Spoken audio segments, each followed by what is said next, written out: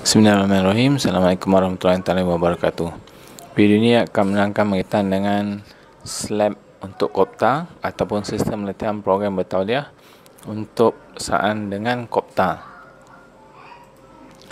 Untuk video pengalaman Kopta, boleh ke video dalam YouTube ni, boleh scan QR code ni ataupun pergi link di bawah untuk pergi ke video untuk pengenalan Kopta. Untuk SLAB dengan Kopta ni, Jabatan Pembangunan Kemahiran telah mengeluarkan panduan pada tahun 2021. Panduan SLAB berasaskan Kopta ini bertujuan untuk menerangkan tentang polisi dan dasar pelaksanaan kredit bagi SLAB di bawah SPKM kepada kumpulan sasar yang terdiri daripada penyedia latihan, pekerja, pengamat industri, majikan atau mana-mana individu yang berminat. Panduan ini telah dibangunkan dengan mengambil kira keperluan Kopta, iaitu sistem akreditasi tunggal TVET yang telah diluluskan Jemaah Menteri pada 30 Januari 2019. Program-program yang tidak boleh Kopta, yang pertama program bawah lesen MOTEC. MOTEC ni Kementerian Pelancongan. Kemudian program bawah latihan vocational training dan ataupun latihan vocational, program-program NCS ataupun standard keterampilan kebangsaan atau National Competency Standard, program modular dan juga program NDT. Latar belakang. Selaras dengan keperluan Kopta, SPKM telah ditambah baik dengan melaksanakan kredit, di mana pencapaian pelatih diberikan nilai kredit dan grade bagi memperjelaskan tahap keterampilan yang dicapai. SPKM berasaskan kredit akan diguna pakai dalam pelaksanaan latihan melalui kaedah pentauliahan SLAB supaya kelayakan yang dianugerahkan lebih diterima dan diiktiraf.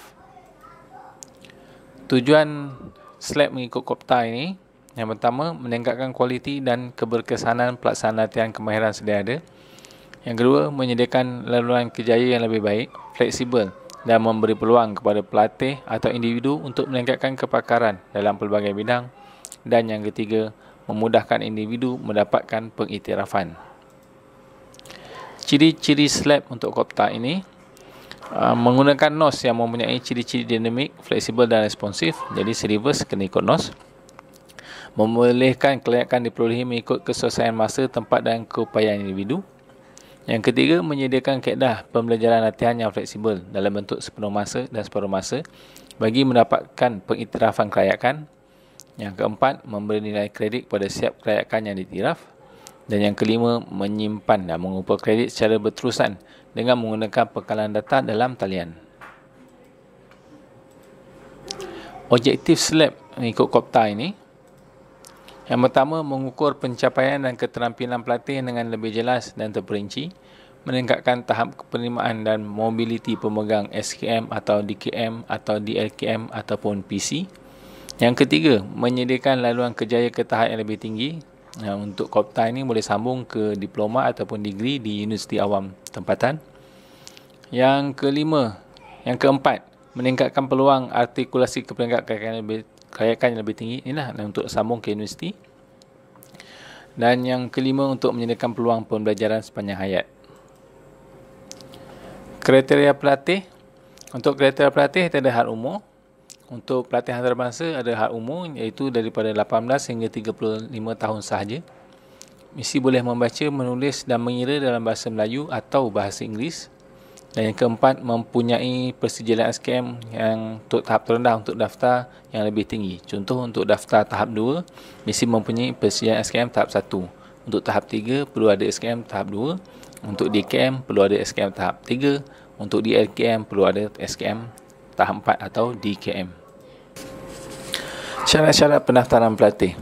Untuk daftar pelatih, program tersebut mestilah masih ditauliah dan masih sah mengikut kapasiti yang diluluskan. Setiap program mempunyai kapasiti maksimum dan mesti mengikut kapasiti yang telah diluluskan oleh JPK.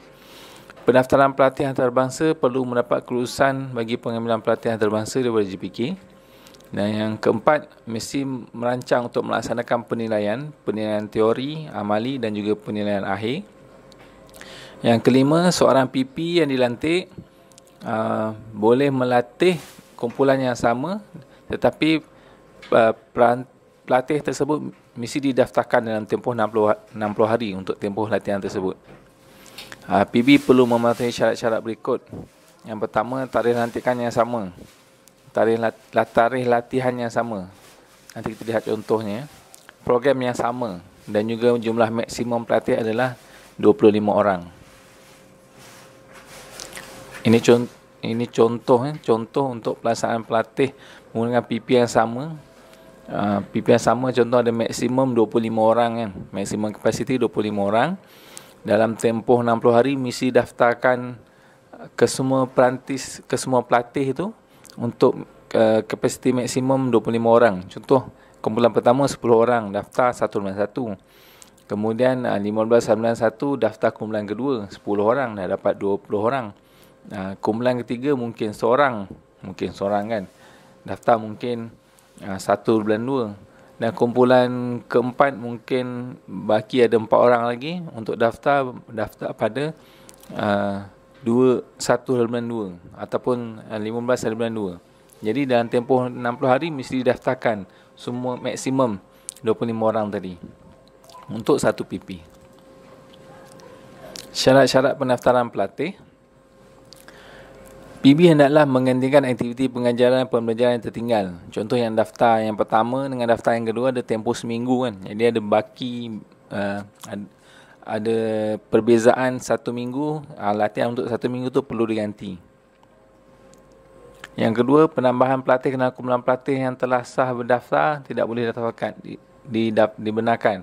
Contohnya dah letak tadi 10 orang, kemudian dah hantar, dah send, dah daftar, jadi dah disahkan. Bila disahkan tak boleh tambah pelatih. Untuk nak tambah pelatih mesti tadi dah daftar, jangan sahkan. Daftar 4 kali daftar, kemudian baru sahkan.